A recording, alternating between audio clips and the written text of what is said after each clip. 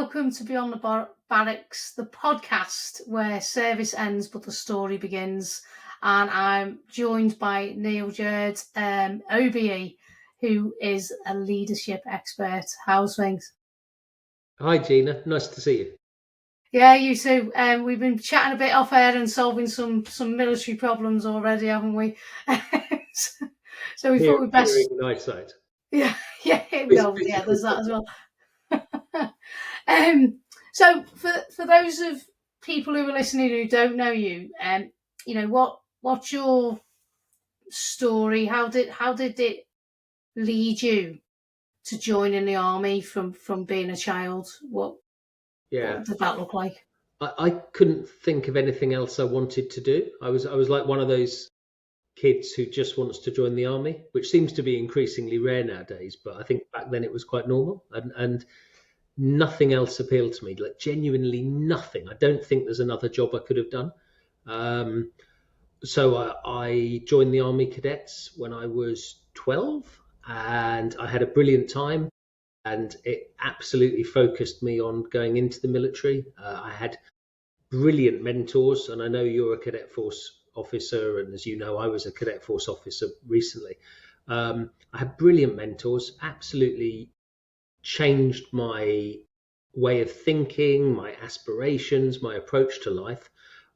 They encouraged me to go for a scholarship to Sandhurst, which I even now looking back, I find it remarkable that I got it, but I got it, and that's how I joined the army. Literally nothing else I wanted to do. Although oddly, since I left the army about 15 years ago, I've absolutely loved running a business. So I've had the best of both worlds. Yeah, and I love chatting to guests who have been in the Cadet Force, whether it be Army, Navy, Sea Cadets, Air Cadets, and a lot of them do sort of say, and myself included, say that the time within the Cadet Force really shaped that person as an adult moving forward. Yeah. Taught me to think differently. So my mentors, our Cadet Force instructors, there was just this amazing group of young officers. And I know in the ACF, when you say young officers, it's normally a misnomer because most second lieutenants are like 50 or something. But these guys were all in their early 20s. They were all really bright, all had very demanding day jobs, and they've gone through life and been incredibly successful. One of them, until a few weeks ago, was one of the 4 or 5 owners of Brighton Pier. Another one's founded a huge housing association. I mean, these guys are really successful. So I was exposed to people who were very, very ambitious and very forward thinking and really bright. It was very different. Teachers, with no disrespect to teachers, I had some great teachers, but they perhaps thought more in the box. And these Cadet Force instructors were very different, and I'm still friends with quite a few of them. Yeah, and it being now an adult instructor in the day a cadet, I totally relate to that, and I just think the Cadet Force, just even if you don't join the military, it just sets you up in a good start to becoming a young adult. Yeah, really. Yeah, loads. I mean, as you know, I was commandant of Lancashire Army Cadet Force until I did it for 5 years, and the vast majority of cadets don't go on to join the military, but it absolutely changes their lives for the better in almost every case. So yeah, it's not. I mean, it's we used to emphasise it's not military recruitment. It just makes people more robust, more self-reliant, more confident. It does so much good. Yes. So we know you would have been essentially a really good soldier by the time you got to 18 and joined up from learning everything as a cadet. So how did it differ from when you joined as an adult? You went to Sandhurst, is that correct? Yeah, so you went straight into Sandhurst. How did that feel different, or was the similarity? probably weren't many. Being a cadet is fun. Essentially, really, it's fun. You do. We I used to love doing Nijmegen marches, which is this 100-mile walk in Holland. So we did some things that were hard, but they weren't that hard, And if it was ever too hard, there was always an adult who'd say stop. If it ever rained too hard, camp was brought into buildings. I think the thing that really struck me when I first was in the regular army is you're not playing. I remember nights at Sandhurst sleeping in shell scrapes that had filled with water and the water iced over. That's where you start thinking, oh, this is real. There's an exercise very early on at Sandhurst called Long Reach. It's something like 60 miles over Brecon. It's seriously hard. And again, it's like it's the next level. It's like a legendary exercise, Long Reach. Anyone who's been through Sandhurst knows Long Reach. So it was harder, and most of us who are there are relatively young. But during the year that you're there, you transition to realizing that this is real. This is a real job. At the end of it, I'm not playing a part. I actually am in charge of real soldiers.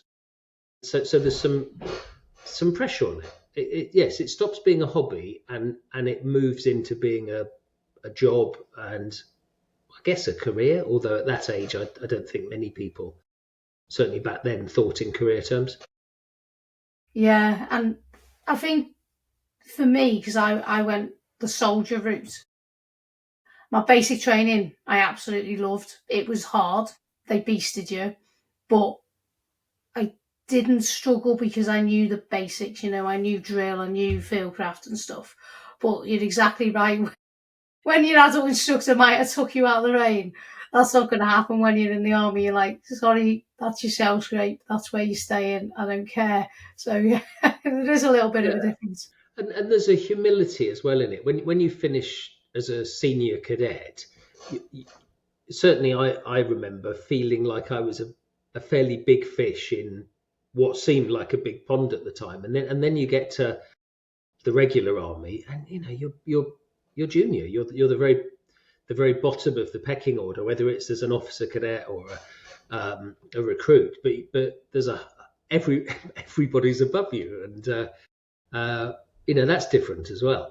There's no easy ways out. But I loved it. I found, and I go back to Sandhurst quite often. I gave a talk there a few weeks ago. I ran the Army Cadet Force leadership course there for several years, and I love going back there. I find it inspiring as a place. Yeah, it is. It is a special place. I've been 3 times, I think. I saw you on at least one of those times. Yeah, that was the last time was when you invited me down. And it is a very special place, and it does leave you with inspiration when you leave. So moving forward, when you graduated, when you passed off, what not sure what you guys call it, and you stepped out into, if you like, the real army and had to command a group or a section or a platoon of men. How did that differ and feel? Well, I was really lucky. I went to Belize for my first posting. I went to 24 Belize Transport Squadron. And it was wonderful, Gina. It was like a dream posting. I spent a year out there, and I had a quite a large troop. I think I had close to 50 soldiers, and it was just an adventure. Like, honestly, it was an adventure. I had one of the best years of my life. I was really lucky. My 2 senior NCOs. So in a transport squadron, you have a staff sergeant and a sergeant as your 2 seniors, and I got on really well with both of them. And then both of them handed over to their successors in my time out there, and I got on really well with the next 2 who came along. And in fact, one of them I spoke to for the first time in 25 or 30 years. I spoke to him last week. Big Ron Delly. Lovely man. So actually, those relationships were really important. I had a superb group of corporals, probably about 10 corporals over the course of the year, because it was a 6-month posting for most people, but the troop commander was there for a year. I spent some time in the jungle. I dived. We did lots of adventure training. I was very into taking people away on things. So we climbed the highest peak in Belize. So I loved it. It was. I don't remember a single bad thing about the year, actually. It does sound brilliant. So you were RCT then? I was commissioned RCT and then very quickly changed over to RLC. So I was commissioned at the end of 92, and the RLC started in April 93. Yeah. So that's a completely different change, isn't it? Because I remember I was RCT cadet, and then we went to RLC. So what do you think because when you're if you like a junior officer, you kind of taught to listen as much as you can to your staffies and your sergeants. What would you think was the biggest lesson they perhaps passed on to you during those sort of early years within the Corps? It's really hard because there were at least 4 of them who were very influential to me in that first year. Well, there were four of them. There was a changeover in my last couple of weeks, but for the bulk of my time, I had these 4 really very very first rate senior NCOs. Consistently, that they were good blokes. That they carried their rank lightly and with humour, and all of them had slightly different humour, but they all had a sense of fun. And actually, they were all funny, and I think that's maybe why from my point of view, why I enjoyed the year so much, that the people I kind of shared a lot of my time with were really good company. But yeah, they were very very professional soldiers, all in very different ways. But they all had Charlie Charalambus, who unfortunately died a few years ago, but he had a real sense of mischief. He was almost like semi against the system most of the time, and yet he was a brilliant part of it. Paul Woolman, who was my first staff sergeant, was airborne, very kind of very down the line soldierly, but again did it with a grin. So maybe from that, they just be yourself. You're not. They never carried their rank heavily, and I think that's something that probably I've carried into my approach to leadership now. Yeah, and I think now you've said that, that's what I kind of experienced when I came down to Sandhurst, not on your course but as a guest. And I think a lot of the officers or the junior officers, potential officers, would have been a little bit surprised by that, how it was relaxed and you spoke to them like adults as opposed to spoke to them with authority, which helped. Probably a better learning environment, isn't it? Totally. I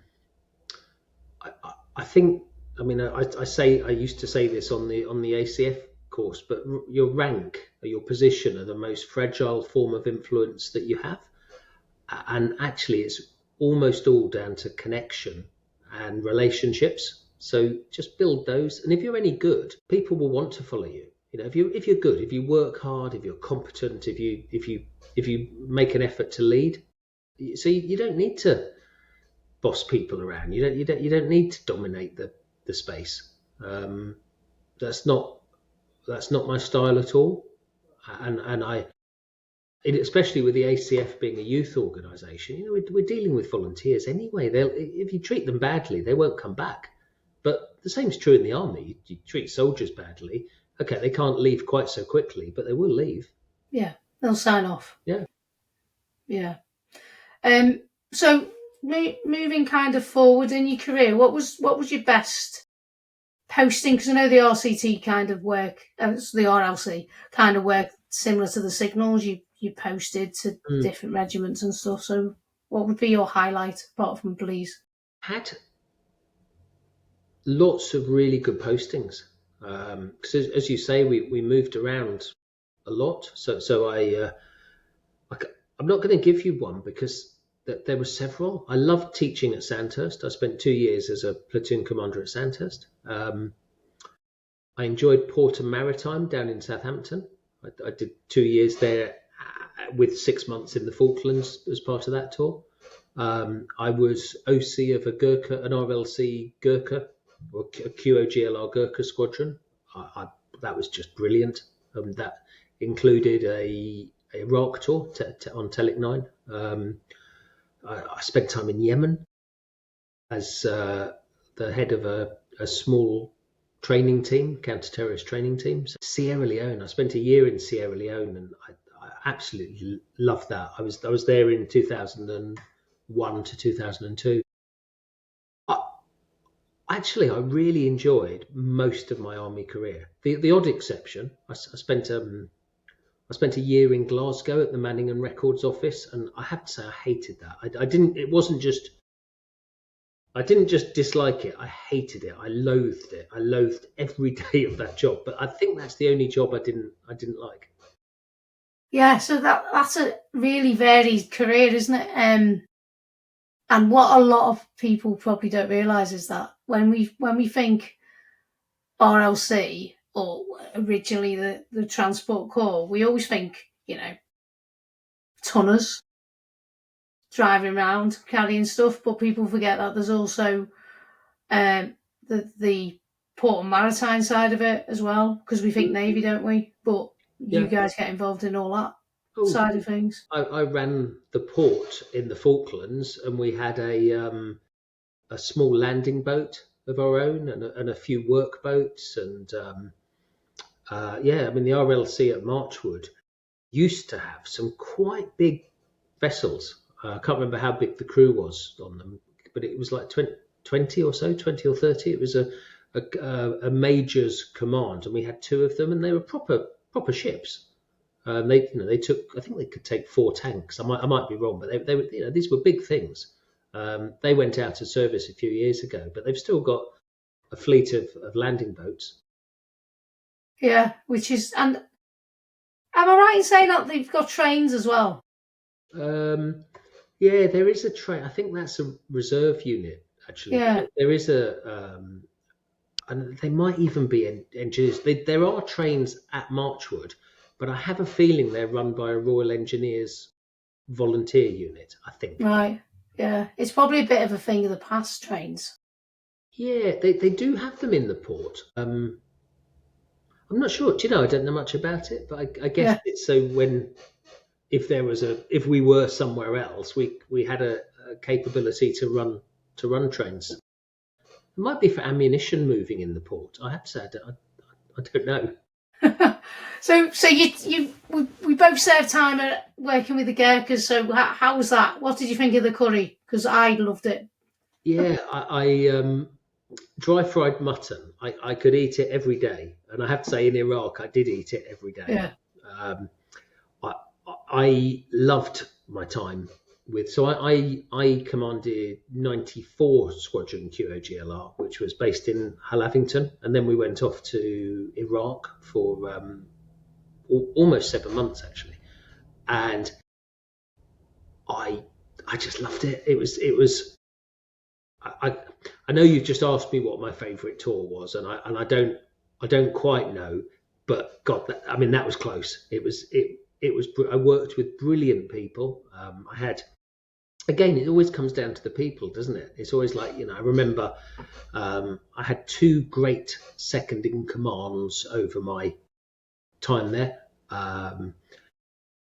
Kim Gauchan was my first one, who was just this incredibly inspiring gentleman, who was responsible for the project to build a Gurkha statue in, I think it's in Rushmore, but it's of the first Gurkha VC winner, and he led this incredible project and raised hundreds of thousands of pounds to do it. I mean, just wonderful man, and it's all somehow he works hard but never fails. We did a squadron half marathon as Gurkhas are very fit, and Kim, who was in his probably late 30s at the time, and all Gurkhas are fit. Kim won. He was like the fittest of the fit. And then he handed over to Fatah Gurung, who was just a different but equally brilliant, talented guy. So I was very lucky with my leaders there, my sergeant majors. I had two sergeant majors over my 2 years again, but brilliant blokes. So yeah, the people made it. I love the culture, incredibly professional. Everything that like genuinely everything that Gurkhas do, they do well. It's like they're so motivated. You get the odd exception, but as a culture for an organisation, it is an incredibly high performing culture. Yeah. So did you draw any leadership lessons when you were leading that particular troop or regiment? Because obviously you've got a bit of the language barrier. So did anything strike you that you've taken as a takeaway that you use now? I did various things there, but one thing I thought was important, and again a theme in my work now, is knowing people, and it's quite hard when you're a company commander with. So when we went to Iraq, we were reinforced by quite a lot of Commonwealth and British soldiers. So the squadron strength went from 120 to something like 185. And there's a constant churn of people as well. But I thought it was really important to know people. So I used to do a thing where every morning, or certainly several times a week, I would spend an hour with 4 or 5 junior soldiers. And if it was the Gurkha junior soldiers, I would try and have the conversation in Nepali to improve my language skills, which weren't that good because I wasn't sent on the language course. Because I was posted from Cyprus back to go on Optelic. There wasn't time for me to go and do I think it's a 3-month language course, which put me at a disadvantage. So I had to really try and learn the language on my own, which was hard. So yeah, getting to know everybody, which is something I still, with leaders now, I say, you should know everyone's names. You can learn, and you might have seen me do it. I used to make a point of doing it on the ACF course, but you can learn 30 people's first names in an hour. If you're running a course, so teachers who don't know everyone in their class's names after a couple of weeks, I find it abysmal. If you prioritize learning names, you can do it. And anyone who says I'm not good at names, well, get over it. Get good at names. It's your broadband connection to the other person. You can't call people matey or whatever and think they won't know you don't know who they are, because they won't. Yeah. No, and that goes back to your point about connection. If you don't know somebody's name who's on your team, and which is the simplest thing, then the connection's not going to be there if you keep calling them pal or love or whatever fits the bill. Yeah, people know, don't they? You absolutely know the words people use when they can't remember your name, and so getting to know people was really important for me. And the other thing is the importance of being calm when you're in charge, like the ripple effect that your personality has on an organisation. And I'm not saying this from the standpoint that I always got it right, but this is more what I've learned as I get older and wiser, that your presence as a leader most of the time just needs to be steady and safe, and then every now and again it needs to be energizing. But most of what you're doing is empowering other people, and people only feel empowered if you're not the dominant presence in every situation. But you've got to really have a grip of yourself, not to feel that you should lead in that style. Yeah, and I find a lot in big since I've left big corporations that micromanagement is the thing that will kill that organisation. Or they might not notice it, but they'll have a massive turnover of staff because of it. Yeah, it chokes people. It chokes initiative and energy and creativity. I think I'm sure you've seen my TED talk, which is pause and allow. And the allow part of it, the second part of it, the allow part of it, is that as a leader, you need to be brave enough to get out of the way and to allow other people to think, decide, and act. Yeah, and I don't know. Would you say it's easier in the military to allow that than when you potentially start your own business and it's your baby? And sometimes letting go of the reins can be a bit harder because it's not somebody's life on the line at that point, but it's your livelihood and your house and bigger stakes in different ways. So I'm very lucky in my business that I've got Tony, who I say he works for me, but we work together very closely. And Tony, I met through the military. He was my cadet executive officer when I was a cadet force commandant, and before that, he was a regular officer. And he's just brilliant. And he now works for me in Leader Connect, and I trust him completely. But he's come through a system where we've got similar values, and also we know each other really well. But I am pretty trusting with people, but all of the people I work with, I know are very good. So Leader Connect is almost everybody involved with it is part-time. So they're people who'll come in, run a course, and then for the next few months, they might be running courses for other people, but then they'll run another course for me. But everyone involved, I go back a really long way with. So I know that if they've said they're going to do a course for me in May, they will. And I know that they'll do it really well.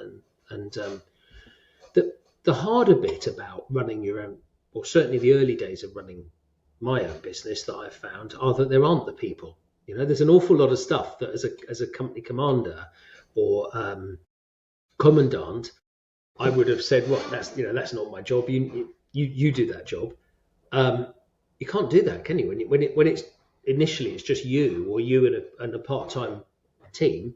So I found I was involved in a lot of stuff I don't particularly enjoy, or I'm not very good at, like managing the finances or sort of solving IT problems. And I try almost ruthlessly not to suck my brain into anything that I'm not good at and don't enjoy. I think, no, if I've got 2 hours, I'll pay someone to fix the IT problem or the website or whatever, and I'll focus on winning the next bit of business, because the next bit of business is potentially going to pay for a whole load of the detail. So I try to focus on the big stuff, and I've certainly, again, this way of thinking comes from, I suppose, or certainly in my mind, I link it to military planning principles. Have it, be clear what you're trying to achieve.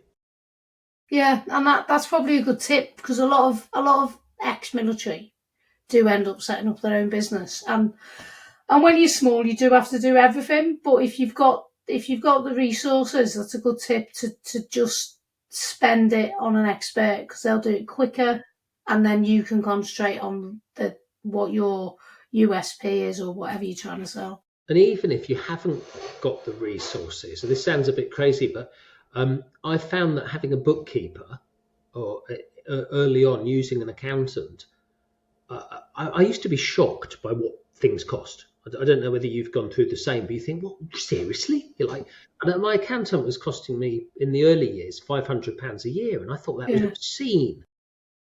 But of course, actually, that accountant, the first year, saved me more than they cost me. So as long as you can think, okay, that's expensive, but without it, I'm going to work really hard myself and probably not be better off. So my bookkeeper saves me huge amounts of money. She goes through all these receipts and stuff, but in every hour she works for me, she's recovering or protecting more money than she costs. So as long as people, the only thing I've struggled with is marketing, to link money I spend on marketing to profit that it generates. But we're redoing the. Are we going to talk about the Leader Connect site? Because that's the thing that we're working on. Yeah. We're doing a relaunch of that, you said. Yeah. So obviously you eventually left the military, because this is why we're here. And was that just a natural sort of, you'd run your course. I'm going to go on to the next step. How did that kind of look for you? I was finding it really hard to leave my family. I'd done an Iraq tour. I had just done the Yemen tour within months of each other, and I was selected for promotion to lieutenant colonel at that stage. But when I went to my desk officer, I said, "So where will I go if I take this promotion?" He said, and I was looking good for a year in Afghanistan. And at the time, my daughters were, my late wife, had just left the Air Force. My elder daughter was 2. My younger one had just been born, was months old, and it just felt wrong to be leaving them. And I remember going to Iraq from Cyprus, basically flying from Cyprus to take over my squadron in the UK to then go out to Iraq. And I was in tears leaving my daughter, and I'd never felt that before. For my whole career before that, I've been like, bye, see you in 2 months, see you in 6 months. But I found it really hard. So I made with my wife a decision that I didn't want to be that sort of parent. I wanted to be around for my children. So that was mostly why I left. On top of which, as I said, I was in Glasgow at the time and I hated it. I hated that job with a vengeance. And I wondered whether I'd had the best of my army career. And I kind of saw the future looking an awful lot like a bit of a shallow version of the past. So I don't know. But then I also know that every decision we make, we justify afterwards. I mean, we never really know why we do anything. But I left very confidently, very happily, got a job that I loved as head of logistics for British Sugar. And then I was bereaved on my 40th birthday and left with a 4-year-old and a 2-year-old daughter to bring up. So my life changed very, very dramatically at that point.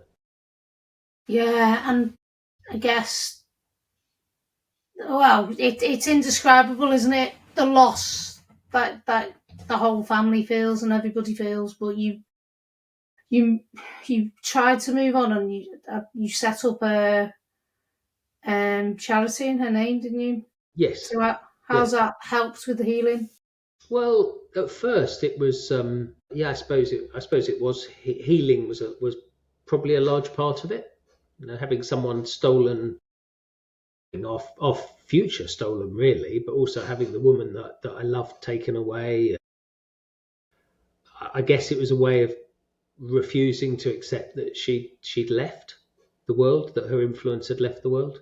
But it's done really well. I mean, it's still going now, 15, 16 years later, and we fund veterans events. So we do an annual veterans tea party up in Cumbria, which we've done for the last few years, and we give money for adventurous training or extracurricular activities for young people, which were all things which I thought Michelle would want to support, or things that she believed in. And it's been a success, and it's still going, and it still does good. We've supported a few cadet force things. We've given money to Cumbria ACF.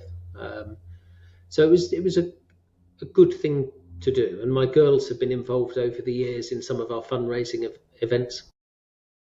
Yeah, and although it never replaces them, does it? But at least it's there in memory, and the amazing things that it is and has achieved. So it helps a little bit. Yeah, and it gave me a purpose as well early on, because I had to give up my job at British Sugar to look after the girls. So I kind of I was talking to my younger daughter, the then 2-year-old, who's now 18, was saying that this would make a good film. I'd been out the army for months, and suddenly I was a single parent of a toddler and two toddlers really, and it was exceptionally hard because I didn't know how to do it. I didn't know how to plait hair. I didn't, all that sort of stuff. And then for the last 15 years or whatever, I've been the only one of my male friends who's always knowing their children's shoe sizes and stuff like that. All the things you don't think about. I've been very involved with. And I was thinking today, actually, when I was walking into town, that, and it's taken me a long time to really feel it, but I'm very I'm very fortunate. I say that carefully, but in that I've been able uh, to be so close to my children. I think it's unusual, and although the route I came to it's not a good route, the outcome has been a privilege. Yeah, and as you're saying, incredibly hard to have to continue to get up on parents, isn't it, and Yeah, support them. yeah, So, it's awful. Sometimes early on I really resented it. I was like, well, the stuff you get involved with, the turning up, and it's World Book Day. It's like, have you ever seen Motherland, program Motherland? Very funny. It's about schoolgate parenting and that community. And I was suddenly in the petty politics of schoolgate parents, which was like 95% mums, hence Motherland in the program. But the reality of when you turn up, hassled, having just got to school on time, and you realise everybody else is kids are dressed as Harry Potter or whatever, and you're like, oh no, I forgot. And those, these silly stresses. I remember yeah. that being really hard in the early days. But looking back, it was none of it's that serious, and yeah. Yeah, so moving on, so you left your job to support your family. Is that where Leader Connect or the book started to transpire into, Yeah, I that's what guess I'm so. doing? So early on, literally, I had no way of making money other than we had some life insurance, but I had no way of making money. And I worked out, I thought, well, I can't go away and do the sort of job I was doing, because those jobs were too intense. You have to be on it. You have to be willing to go to the business dinner or go and see the client and have the overnight in a hotel somewhere. And you just can't do that as a single parent of a 2-year-old, certainly. And none of the options looked good. It's like, I couldn't put them into boarding. I didn't want to hand them over to a nanny. So I was very much required to be there. Although after about a year, I got a lovely au pair who ended up staying with us for 4 years and is still a really good friend. Um, she was married a few years ago, and I did the marriage service for her. So and she was like a godsend to me. Really, she was. I was so lucky that she came to us. Um, but people started asking me to do things because of my background. A friend who was an HR director of a university said, could I work with one of their senior leaders? So I did a bit of work with this senior leader, and I thought, gosh, this is really easy. It's like, this stuff's obvious, but they don't know it. Yeah, And then I was asked to go and speak on the P&O boats, who were chartered by a company called Richmond Events. So I used to go and speak at these HR conferences that were on the Oriana or Arcadia, or I can't remember all the names, but I spoke on several of them. And the business started to emerge from that. And then I worked for a couple of other leadership training companies. And then I thought, well, I could do this myself. And I had a lot of ideas, and I'd always written quite a lot about leadership anyway. So it kind of morphed into me running my own leadership courses, and then COVID struck, and I wrote the book, which was really meant as notes for clients. I was thinking, if I'm working with you, it would really help if I could just give you a set of notes, and then we'll talk about those notes, or you can look at it when I'm not there. But yeah, and I think you've got a copy anyway, haven't you? And you've seen. It became much bigger than that, and we've sold a lot of copies. yeah, thousands, yeah. And we're on the 4th print run of it actually now, and we sell it in big chunks. So the local NHS trust bought 75 copies a few weeks ago, or educational trust bought 30, like literally last week.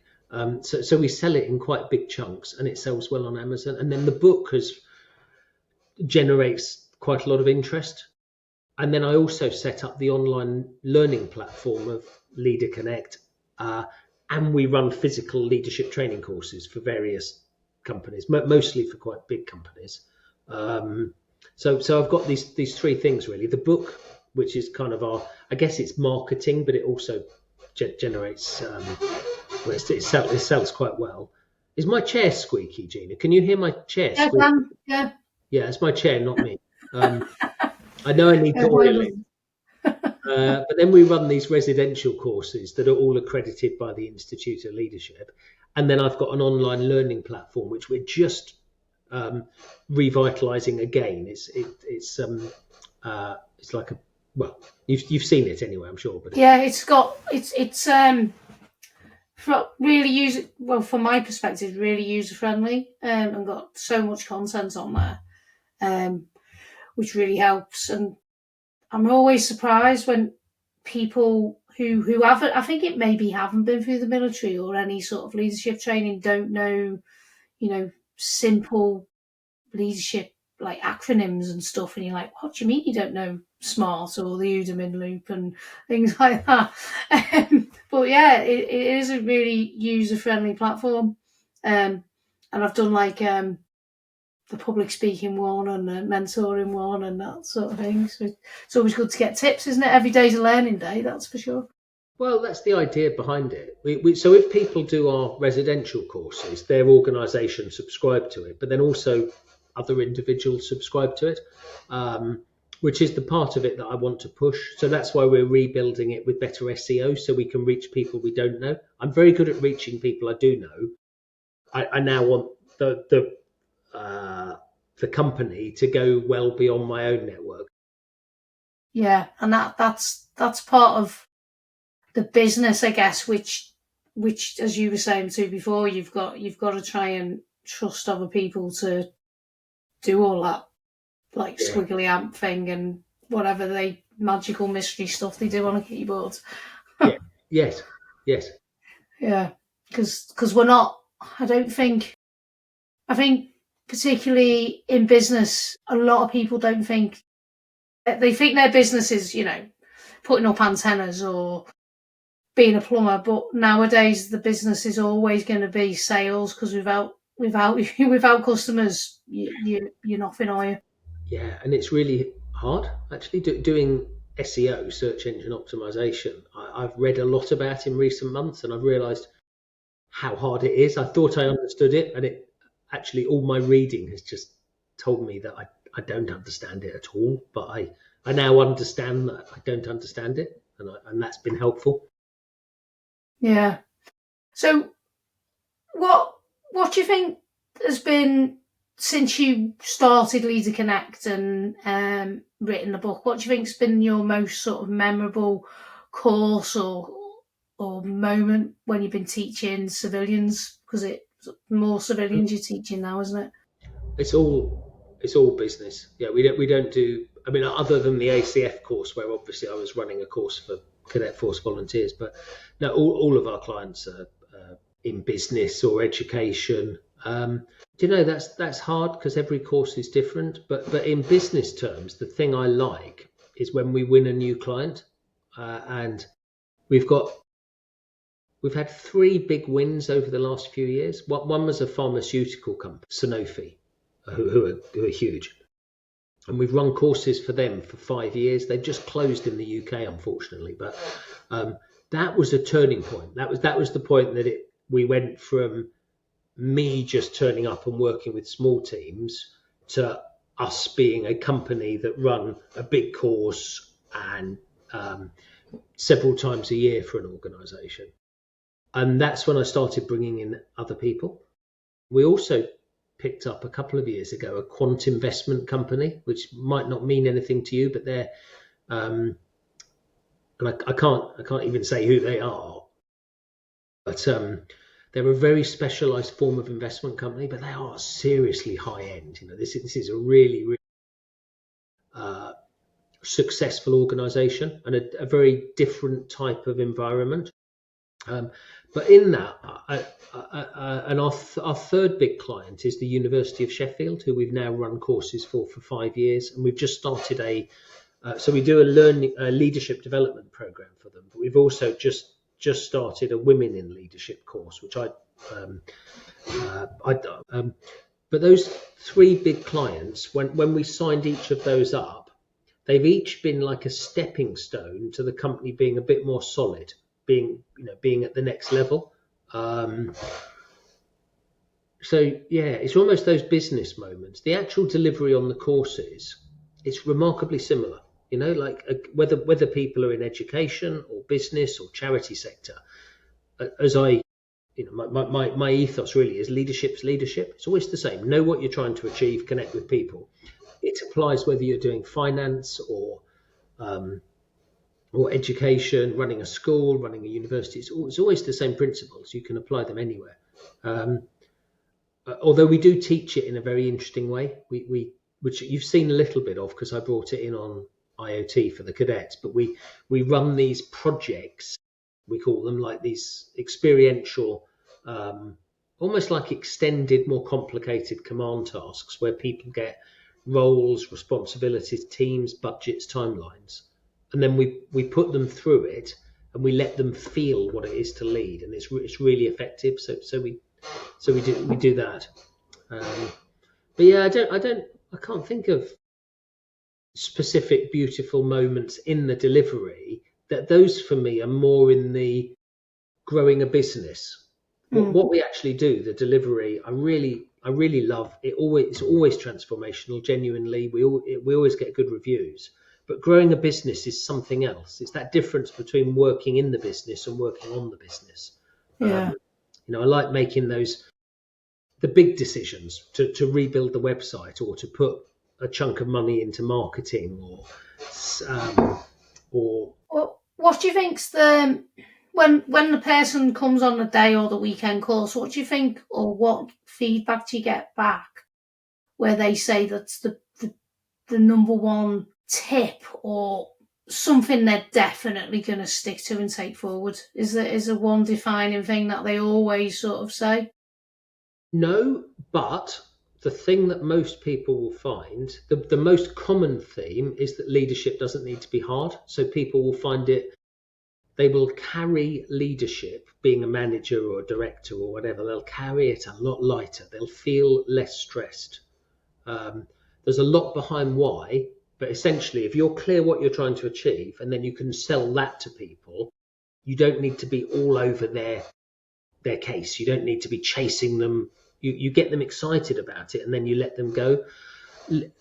And people get that from our courses, and it makes being in charge a lot more enjoyable. Yeah. So, what do you think's your, if you like, biggest leadership lesson that you've learned from the military that you've always used within the civilian leadership business world? Know what you're trying to achieve, connect with people, sort of too, but know what you're. I did. There's a talk on it's on YouTube and on Leader Connect, but I call it connection and direction, and that's what leadership is. And connection, just connect with people. If you've got nothing else to do, go and build relationships, because then they're there when you need them. You know them and they know you. Most friction in trying to get stuff done is the friction between people, and if you can get rid of that by just getting to know people, know what they believe, what they're good at, what they love, what they just get to know them. So that's connection. And direction, you've got to know what you're trying to achieve, or at least where you're trying to get to, and taking time to think about that is really important. So if you do that, you'll be leading. If you have, and I use the term clear and compelling purpose in my book, and I think we use it on the ACF course now, and it's kind of all over. But clear and compelling purpose, it's got to be really clear so people understand it, and compelling, it's got to be worth doing. If what you're trying to achieve isn't very interesting and isn't worth doing it, why are you doing it? And why do you expect other people to waste their time doing it? You need to give it. If you're running a school, you're not just there to teach the syllabus. You're there to transform lives, change lives, create opportunities. That's what compelling sounds like. Yeah, and yeah, those two things are key for me. I think connection's a big one. and having a clear purpose and vision to where you're going next is definitely 2 top tips. So where do you think Leadership Connect is going next? What's your vision for you and your business? I like where we are and what we're doing. So I would hope that we will just keep picking up similar size clients that we're at now, which tends to be companies with a couple of hundred to a few thousand employees. The really, really big monolithic companies I find quite hard to work with. And they've normally got layers of training and HR and who need to get through. So they're really hard to work with. So there's kind of middle-sized organisations. But the other day, well, last Monday, I spent the day with a head teacher of a secondary school. Just spent the day with him going through leadership. I love that. These little, just drinking tea and talking through ideas with one person. I find really enjoyable. But then I also did the board of Santander. I spoke at the board strategy day. So I like these kind of random engagements. But for the business, a continuous succession of new big clients. The book I'd like to keep selling because it's we still sell a few. Well, we've sold 6,000 I think at the moment, and I've just released the Audible of it as well. And I'd like it just to keep selling, and it seems to be going as strongly now as it was when we launched it. And then Leader Connect Online is the thing that I want to. That's the dream for me. This is the thing that at the moment it's good, but the next stage is to have, say, 1,000 users on it or 10,000 users on it. And that's what the rebuild is about. It works really well now, but in a couple of months it will look different. And I would like it to be the thing that you find when you search on Google. Whereas at the moment you won't find it unless you type in leaderconnect.co.uk. You won't find it. And that's what I need to change. Yeah. And so is it a second book? Well, the thing is, the first book, I said, this is all you need to know about leadership. So I kind of cornered myself a bit there. But yes, over in that corner of my office, I've got my notes for Pause, Allow, Connection, Direction, which is the book that maybe brings it all together. I also think maybe I should just write one on building teams. But I need another pandemic to write a book. Yeah. I needed to be stuck at home with nothing to do. To stop the world so you can do all your little projects. I got a lot done. I got a lot done that I would never have done. That was the advantage of it, wasn't it? Yeah, I lost a lot of business, but then it gave me the reset time, which actually I've now got a lot more business coming out of the book than I did before I wrote it. So yeah. Yeah, it reinvented itself.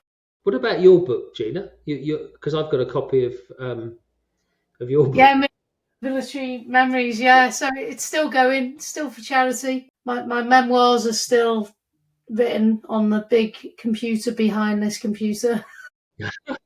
Yes. Yeah, it's going well, and obviously it all goes to charity, so that's a bonus. Thanks for asking. So I ask the same questions to everyone at the end, because I love some of the answers we get, and potentially sometimes I know what they might be, but sometimes people surprise me. So what do you think, or who was your superhero growing up, or role model that's really influenced you in your life? I wonder what other people say. We get everything from Batman to a lot of granddads and dads and mums, which is really nice. Yeah. I was thinking of Kevin Keegan for some reason, but yeah, we've had some sports stars. Yeah, it's probably a combination of my cadet force instructors, because of the way that they taught me to see the world bravely and to take risks. They, as I say, one of them owned part of Brighton Pier, and another one owned a chain of nightclubs. They were very entrepreneurial. They weren't particularly military, but they were really entrepreneurial. specifically a guy called John Smith, who got the MBE for stuff he did. He used to take us out to Nijmegen in Holland, and then he took an ACF expedition to Nepal in '94, and then Pakistan in '95, which I was on as a regular army attachment. But he made immense things happen. So those guys. That's a good answer. ACF instructors. Yeah. Yeah. I know a few people who are going to like that answer. That's what inspired me to, when I ran Lancashire ACF, I knew how important really, really good ACF instructors could be, and I worked really hard to find the right people, select the right people, promote the right people, and then at initial officer training, when I ran that for the ACF for 5 years, I was trying to allow the conditions that would create more people who would just be themselves as ACF instructors. The cadets don't benefit from someone who's pretending they're a lieutenant or a captain or a major. They benefit from the access to the real person, the real person's personality. So I was kind of trying to create sounds a bit too manipulative, but just to allow the conditions where really good adults knew how to lead and were able to be themselves as leaders. Yeah, and I think that was the key. And I got asked the same question back when I was giving a talk by a member of the public, and I'd never thought of it before. And I think similar to you, one of my cadet training team instructors was the person who told me to go in the signals. I've shortened the version of the story, but yeah, he was definitely someone who shaped my life, and he probably never even knew it. They probably have an independent but wise, a good cadet force instructor will know you well and will have probably more of a sense of what you can achieve at that age than you could possibly know yourself. Yeah, because although you're sort of 18 and headstrong, yeah, you're still very young. The gap between what you think you know and what you actually know is probably the widest it will ever be. Yeah, exactly. Brilliant. So is there anything that we should have talked about that we haven't? No, I don't think so. That's been lovely, actually. I've really enjoyed that. We could have covered. We can always talk. We can always talk leadership, which is great. And finally, the podcast is called Beyond the Barracks. So, what does that mean to you? Well, I visualise a very specific barracks, which is the last one I lived in when my children were very young, before I left the army. And actually, I remember it was Hullavington in Wiltshire, and I remember it being a really lovely place, but very enclosed, I suppose. You were behind the wire. Getting anything delivered to the house was horrific because everything got stopped at the guard room. So it was actually really inconvenient. And for me, and as I think I've made clear, I loved being in the army, but I also loved the freedom of life now. I can do whatever I want within the law, but I can do whatever I want. If I decide that I want to write another book, or if I want to go to Cornwall tomorrow, or whatever, I've got the absolute freedom to decide, and I like that. I love running a business. I love making something work that totally interests me without anybody else giving me instructions or orders. So I guess for me, that's the beyond. Being inside the barracks was great, being inside the wire, but for me, there's been a wonderful freedom in the second half of my life of being outside. But then, of course, I was an Army Reserve officer for a few years on Army Officer Selection Board, and now, until recently, an ACF officer. So I've kept up a loose connection with the military. Yeah. Do you miss the cadets? I was surprised when you said you were leaving. Well, there was nowhere for me to go. You see, there's somebody had been lined up to take over from me at IOT, and there's no. I've been a county commandant. The colonel cadet's job up here was taken, and this might sound strange, but you'll probably understand it. I didn't have the time to. I always felt that I could be a commandant, but I couldn't be a company commander, and I certainly couldn't be a company 2IC, and I would be rubbish as Yeah. a detachment commander, or I can't even remember most of my weapon drills and stuff. I'm old, so actually the only thing I was good at was leading a big organisation, and I love that. I love building a team and leading stuff. So I just think the path for me had run out, and I had a lovely time. Had a really good time, and Lancashire ACF we had a very good fight. I'm saying this, you'd have to ask them, but we were rated the top on the cadet, I can't the experience report or something. We were rated the top performing county in the country for like my last 2 years there. And I had sent 500 kids on overseas expeditions in our time. My ethos was very much about pushing the boundaries and doing Yeah. more. We set up a charity. So I don't know. I think I've probably done that, and I think if I did it again, it would be a poor imitation of what we did first time around. Yeah, and I guess when your time's up and you need to move on and take the next chapter on. Got a business to run now. I think this is now the focus, because probably while I was an ACF officer, I probably wasn't putting enough time into growing the business. Yeah. So I think it's time for that now. Yeah, definitely. Well, I'm going to be looking forward to the new website, the new book, some more TED Talks, no doubt, and whatever else you led on to. But it's been a really brilliant talk and chat, and I've learned a lot. I should have been scribbling down all those key points. I'll have to listen back. Thank you, Gina. I've really enjoyed it. It's always nice to see you and chat with you.